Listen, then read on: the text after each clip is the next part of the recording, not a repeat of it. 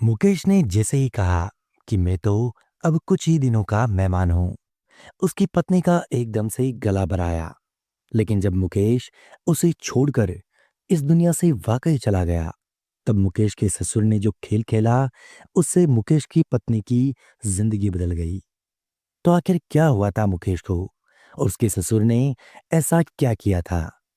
इस बहुत ही रोमांचक और दिल को छू लेने वाली कहानी को पूरा जरूर सुनिएगा, क्योंकि अंत में बहुत से रहस्यों से पर्दा उठने वाला है। कहानी अच्छी लगे तो चैनल को सब्सक्राइब कीजिए और कमेंट बॉक्स में अपने विचार जरूर शेयर कीजिए। ये कहानी है मध्य प्रदेश के देवास जिले की, जहाँ मुकेश जी अपनी पत्नी गीता के साथ रहते थे।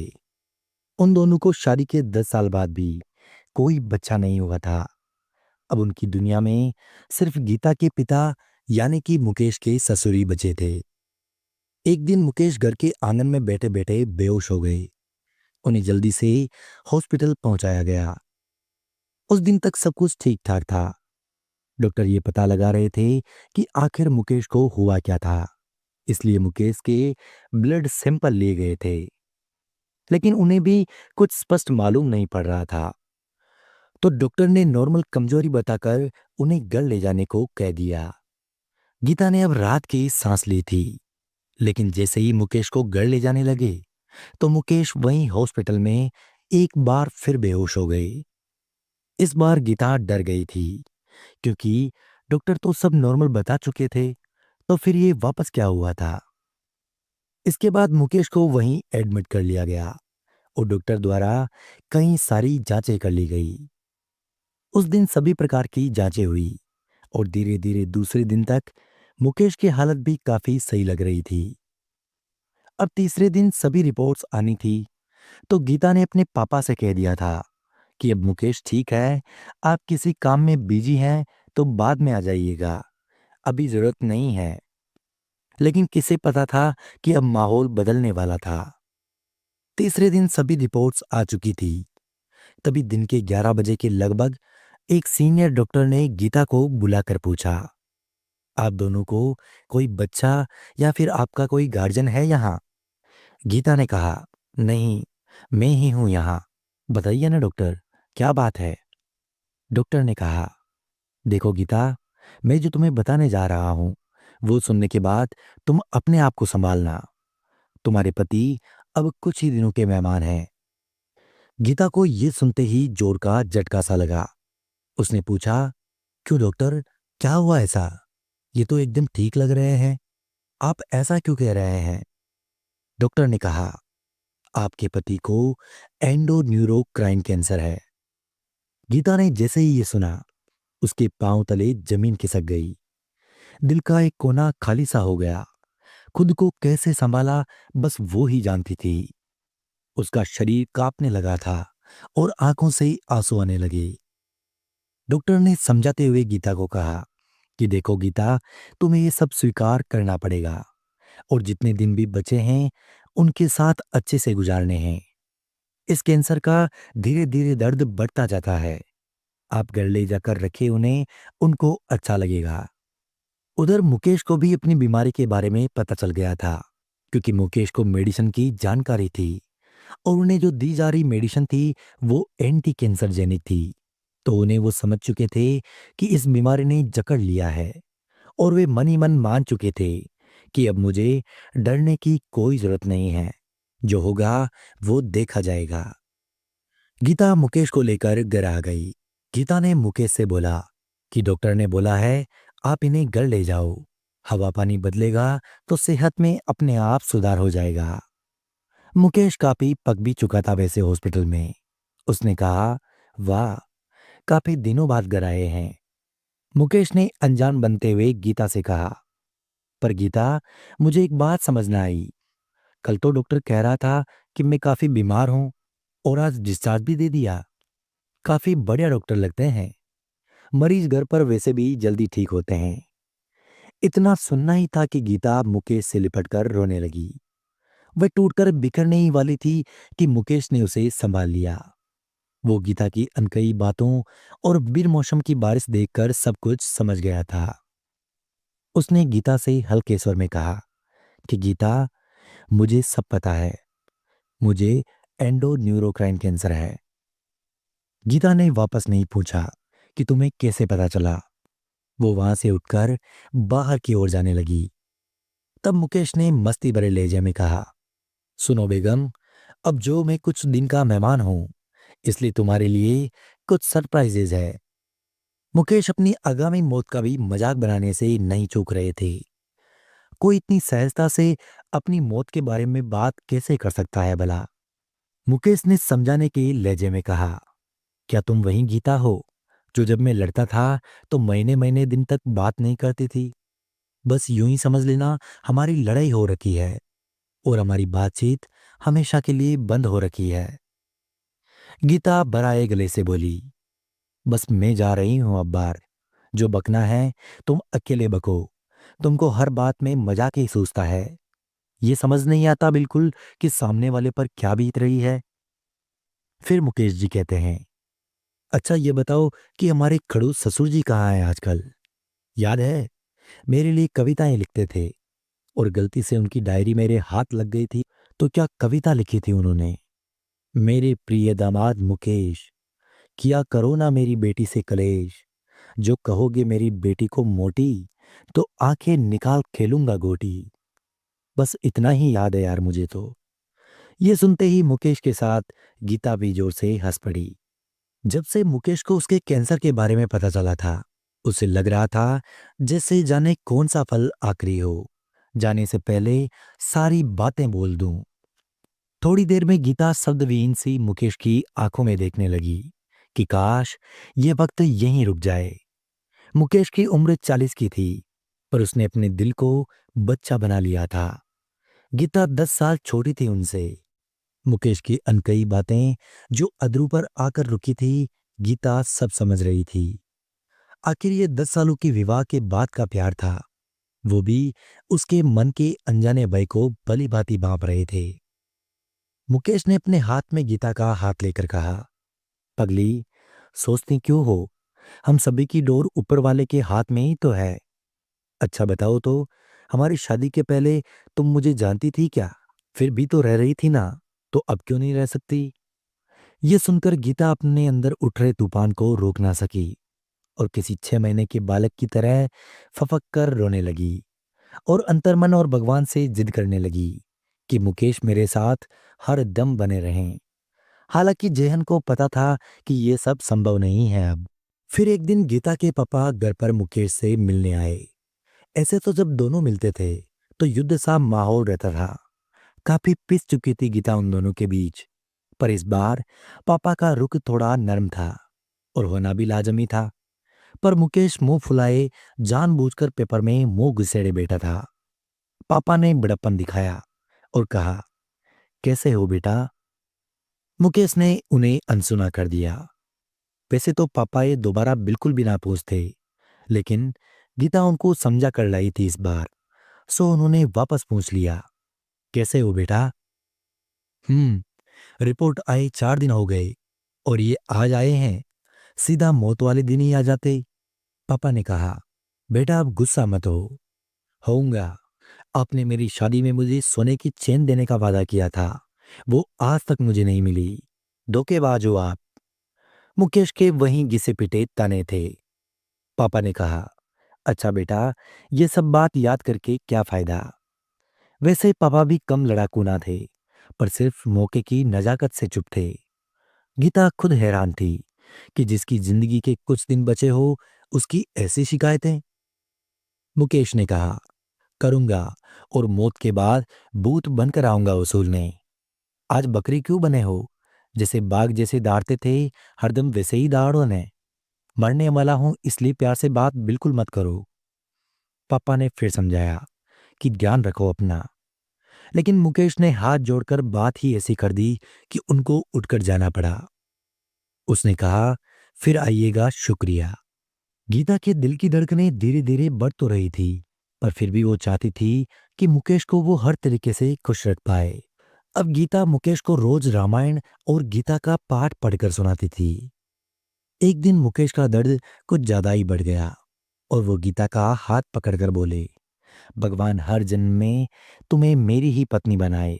मुकेश ने गीता से सिंदूर मांगा और बोले, पति सिर्फ 2 बार ही मांग भरता है, एक बार सिंदूर दान के वक्त और एक बार मरने के वक्त। मैं जिंदगी भर साथ निभाने का वादा तुमसे पहले ही तोड़कर जा रहा हूँ, पर तुम्हारी मांग भर देता हूँ कि ऊपर जाकर ये कह सकूं भगवान से कि तुम पर मेरा कॉपीराइट है। इतना कहते ही मुकेश ने दम तोड़ दिया और गीता मुकेश का सिर अपनी गोद में रखकर वहीं बैठ गई। लेकिन उसके बाद उसी दिन मुकेश का अंतिम संस्कार कर दिया गया। अंतिम संस्कार के बाद गीता जैसे एकदम पत्थर सी हो गई। सब रिश्तेदार वापस चले गए थे। उसके पापा कुछ वक्त तो साथ थे, फिर वो भी अपने गांव चले गए। इतने बड़े शहर में गीता की जिंदगी एक कमरे में सिमट के रह गई थी। वो साल भर तक अपने घर से बाहर नहीं निकली। चेहरे पर बड़े बड़े मुहासे हो गए थे, बालों में जटाई बन गई और जुएं हो गई थी। शरीर से बदबू आने लगी थी। जब खुद का ये हाल था तो घर का कौन पूछता है भला। जगह जगह धूल जमे हुए थे और मकड़े के जाले लगे हुए थे। खा खा कर सारे प्लेट गंदे फैला रखे थे गीता ने। फिर एक दिन अचानक उसके पापा आए और बोले, बेटा क्या हाल बना लिया है अपना, चल तैयार हो जा, आज मुकेश की बरसी है। फिर गीता को होश आया। साल भर ऐसे ही बीत गए थे, उसको पता ही नहीं चला। वो बुझे मन से तैयार होकर सारे कर्म कांड करने लगी। वापस घर आकर घर को ठीक किया और चाय बनाकर मुकेश की डायरी खोलकर बैठ गई। अपनी जिंदगी के आखिरी क्षणों में वो उससे छुपाकर कुछ न कुछ लिखते रहते थे और उससे बोलते थे कि जब मैं ना रहूं तब इसे पढ़ना। डायरी में लिखा था, याद है पंखा चलाने के लिए मेरे से कितना लड़ती थी मोटी, अब तो चला के सोती होगी ना फुल स्पीड में। बेड के दाईं तरफ में सोने के लिए भी कितना लड़ती थी, अब तो पूरे बेड पर पसर कर सोती होगी। गीता के पढ़ते ही आंखों में अनगिनत भावपूर्ण आंसू आ गए। मन में सोचा कि कितनी रातें बिना नींद की आई है, तुमको क्या पता। तुमसे लड़ते झगड़ते कब नींद की आगोश में चली जाती थी पता ही नहीं चलता था। लेकिन अब तो तरस जाती हूं कि कोई बात भी करे। बेड पर तो हर पल तुम्हारी याद आती थी, इसलिए तुम्हारी यादों से भागने के लिए सोफे पर ही सोती थी। डायरी में आगे लिखा हुआ था, खाना बनाने में भी खूब दादागिरी करती होगी। मुझे पता है रोज आलू के पराठे खाती होगी मेरे बिना। खाना तो छोड़ो, जीवन जीने का मन नहीं करता अब। तुम्हारे लिए प्यार से खाना पकाने में जो मजा था, आज खाए बिना कितने दिन हो जाते हैं। मन करता है रूठूं तो कोई मनाए। सच पूछो तो बहुत लड़ाइयाँ की है हमने, पर आज जाना है तुम्हारी कद्र क्या थी। बस अब और नहीं पढ़ पाऊंगी। ये सोचकर गीता ने डायरी बंद कर दी। तभी गीता ने देखा कि घर के दरवाजे के पास एक चिट्ठी पड़ी हुई थी। बाहर झाँका तो कोई नहीं था। गीता ने सोचा कोई पोस्टमैन होगा। चिट्ठी प्रिंटर पर टाइप की हुई थी और उसमें ठीक वैसे ही खुशबू थी जो परफ्यूम मुकेश हमेशा लगाता रहता था। अचानक से इस खत ने गीता के अंदर रोमांच भर दिया। शायद मुकेश के जाने के बाद वह पहली बार मुस्कुराई थी। उसमें लिखा था, मेरी प्रियतमा गीता, मैंने अपनी मौत को बहुत पहले अपनी ओर आते देख लिया था, इसलिए मैंने कुछ खत तुम्हारे नाम लिखे हैं। मेरे जाने के बाद तुम उदास क्यों हो? याद है झूला झूलना तुमको कितना पसंद था? तो जाओ ना, झूलो सामने वाले पार्क में। किसने रोका है? किसने दिया है उम्र और समय का पैमाना कि पति के मरने के बाद तुम झूला नहीं झूल सकती? क्या मेरे जाने से ये धरती रुक गई है? तुमने सांसें लेना बंद कर दिया है क्या?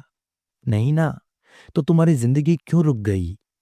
और हाँ, वो पिंक साड़ी और मोतियों की माला पहनकर जाना जो मेरा फेवरेट था। कोई जरूरत नहीं है विधवा के वेशभूषा को धारण करके खुद को हर पल दुखी करने के लिए। समाज तुम्हें खाने को नहीं दे रहा। और हाँ, उसके बाद वो आइसक्रीम पार्लर जरूर जाना, वहां तुम्हारा फेवरेट वनीला फ्लेवर खाना और महसूस करना कि मैं तुम्हारे हर पल साथ हूं और यही मेरा हुक्म है। अब पति का हुक्म था तो जाना ही पड़ा गीता को। मुकेश की चिट्ठी का लिखा वो कैसे टाल सकते थे। लेकिन एक बात उसे बार बार परेशान कर रही थी कि मुकेश की लिखावट तो काफी अच्छी थी, तो फिर उसने टाइपिंग क्यों करवाई? और उसका ये पुराना खत आखिर दरवाजे पर कौन रख कर गया? साथियों, आप भी यही सोच रहे होंगे कि आखिर मुकेश ने गीता को टाइप करके लेटर्स क्यों दिया। लेकिन जब आप सच्चाई सुनेंगे तो आप हैरान रह जाएंगे। फिर कुछ दिनों बाद गीता के पापा घर पर आए और देखकर बोले, अब तुम थोड़ी ठीक लग रही हो। चूंकि पापा गांव से और संकीर्ण विचारों वाले थे, तो खुलकर गीता को समझा नहीं पाते थे, पर कम शब्दों में ही वे गीता की तरफ अपनी चिंता जाहिर कर चुके थे। बच्चों की मनोदशा माता पिता से ज्यादा आखिर कौन जान सकता है। उधर गीता ने भी पापा को अभी चिट्ठी वाली बात बताना ठीक नहीं समझा।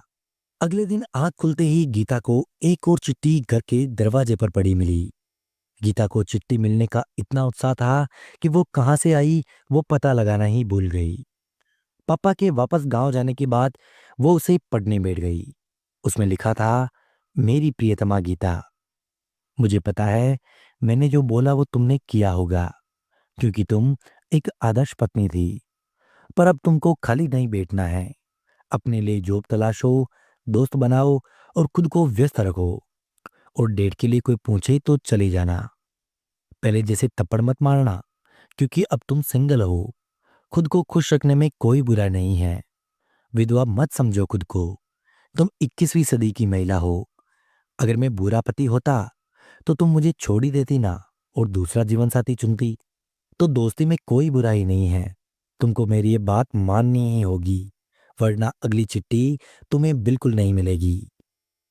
मुकेश की ये चिट्ठी पढ़कर गीता को थोड़ा अटपटा लगा कि क्या सच में ये सब मुकेश ने लिखा है। पर सब कुछ टाइप किया हुआ लग रहा था, तो कैसे पता चलता कि किसने लिखा है। उसकी डायरी में भी किसी लेटर का कोई जिक्र नहीं था। पर उस लेटर में जो बातें हैं वो सिर्फ मुकेश और गीता की दिवंगत माँ को ही पता थी। इसलिए उस लेटर को मुकेश ने लिखा, इससे गीता का विश्वास नहीं डगमगाया। लेकिन उससे गीता को काफी हौसला मिला। उसने जिंदगी को देखने का नजरिया बदला और उसने अगले ही दिन जॉब तलाशना शुरू कर दिया। भगवान की कृपा से उसे अपनी पुरानी कंपनी में ही नौकरी मिल गई, क्योंकि सबको पता था कि अब उसके पति नहीं है, तो बॉस की कहीं ना कहीं उसकी तरफ दया दृष्टि थी। सब बातें करते थे, कुछ एक तो सहानुभूति से, तो कुछ लोग फ्लर्ट करने के लिए। एक बार अंकित नाम के स्टाफ ने गीता को कॉफी के लिए पूछ लिया। वो डांटने ही वाली थी कि उसे दिवंगत पति की बात याद आ गई। आखिरकार वो कॉफी पीने उसके साथ चली गई। उन दोनों ने अच्छा टाइम बिताया। उसका भी अभी अभी ब्रेकअप हुआ था, सो उसको भी सहारे की जरूरत थी। दोनों एक दूसरे का दुख बांटने लगे थे और धीरे धीरे वे एक दूसरे से बनते चले गए। तभी एक दिन अचानक दरवाजे के नीचे से तीसरा पोस्ट आ गया। गीता ने दरवाजा खोला, काफी दूर तक भागी, पर कोई नहीं दिखा। वो थक कर वापस आ गई और बिना विलंब किए चिट्ठी फाड़ी और उसे पढ़ने लगी। मेरी प्रियतमा गीता, मुझे पता है कि तुमने अच्छी बीवी होने के सारे फर्ज निभाए। मुझे तुमसे कोई गिला नहीं है, वरन मैं ऊपर लड़ाई भी कर रहा हूँ कि हम दोनों को अगले जन्म में बुकिंग जरूर कर लेना एक दूसरे के लिए। पर एक बात मैं कहना चाहता हूँ, जिसके साथ तुम कॉफी पीने गई थी, तुम उसे उसी झील पर लेकर जाओ जहाँ मैं तुम्हें हरदम ले जाया करता था, और महसूस करो कि क्या तुम्हें वैसा ही लगता है जैसा मेरे साथ लगता था। जिंदगी में आगे बढ़ो मेरी जान। जिंदगी बिना हमसफर के नहीं कर सकती। इसमें कोई बुराई नहीं है। कभी कभी समाज के बारे में छोड़कर खुद के बारे में सोच लेना चाहिए। स्वार्थी बनने में कोई बुराई नहीं है, अगर बात अपने हित की हो रही हो। शायद ये मेरा आखिरी खत हो तुम्हारे लिए। मुझे पता था कि तुम मेरे जाने के बाद से डिप्रेशन में रहोगी, इसलिए इस खत के माध्यम से मैंने तुम्हारा साथ जितना दे सकता था दिया। और आगे की जंग समाज के खिलाफ तुम्हें खुद लड़नी पड़ेगी। गीता के आंसुओं से मुकेश के प्यार की बरसात हो रही थी। पर दुख ये भी था कि मुकेश का ये आखिरी खत है। पर सच ये भी था कि वो जाते जाते गीता को जीने की कला सिखा गया था। तभी गीता के स्टाफ की एक सहेली उसे आकर मिली। उसने गीता से कहा कि गीता, तुम चाहो तो मेरे साथ रहने आ सकती हो। मैं भी अकेली ही रहती हूँ, और कल तुम्हारे पापा भी मुझसे कह कर गए थे कि तुम गीता का ध्यान रखना। गीता ने आश्चर्य से पूछा, लेकिन वो तो कल हमारे गांव थे, मेरी बात हुई थी उनसे, तुमसे कैसे मिल सकते हैं पापा? तब उसकी सहेली ने कहा, नहीं नहीं, कल तुम्हारे पापा यहीं थे और कह रहे थे कि अब मैं शायद वापस न आ पाऊं, तुम ध्यान रखना गीता का। गीता सब समझ चुकी थी।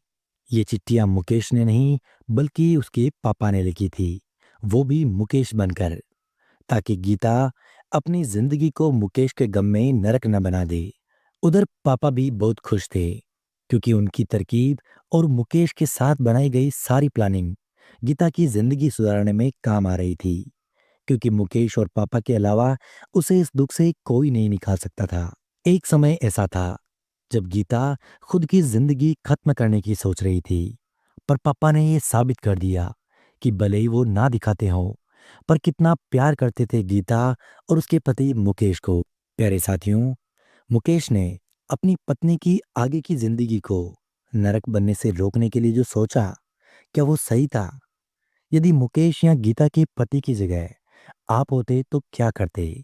हमें कमेंट बॉक्स में जरूर बताइएगा। मिलते हैं अगली कहानी में, तब तक के लिए धन्यवाद।